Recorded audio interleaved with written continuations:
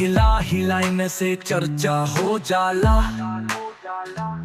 फुलकिया गौवा से डरवा उठ जाला। भागल पुजला के नाम सुनला बा। रंगदारी के बादशाह मसूदन यादव बा। कट्टाटा चमकेला हथवा में भैया। गूंजेला नारा गली गली सैया। नाम सुनते कांपे दुश्मन सारा। मसूदन यादव बा इलाका के सहारा।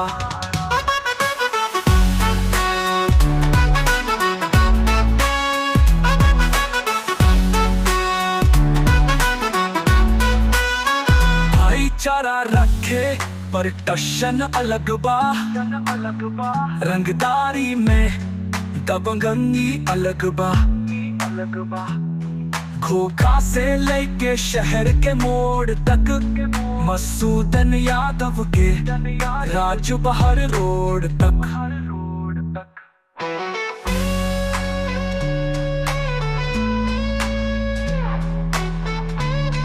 होगा फुलकिया मसूदन और टाटा चमकेला हथवा में भैया। गूंजेला नारा गली गली सैया। नाम सुनते कांपे दुश्मन सारा। मसूदन यादव बा इलाका के सहारा।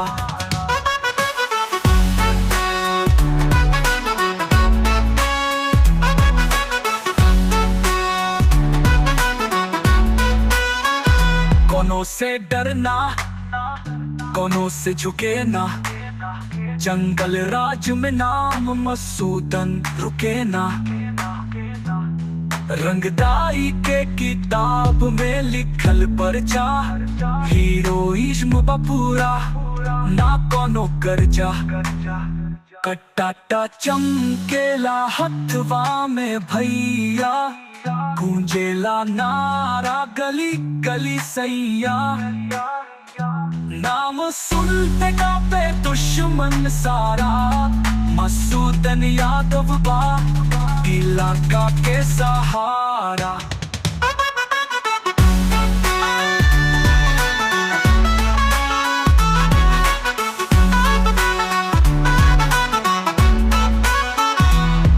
कोनो से डरना कोनो से झुके ना।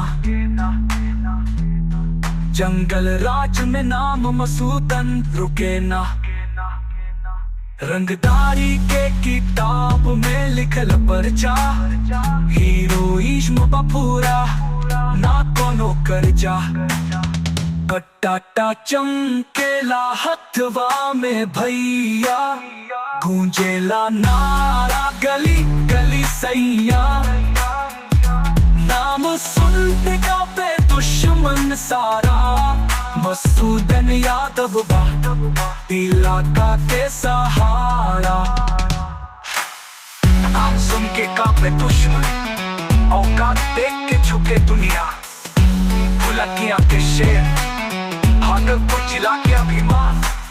हमार नाम बा मसूदन यादव।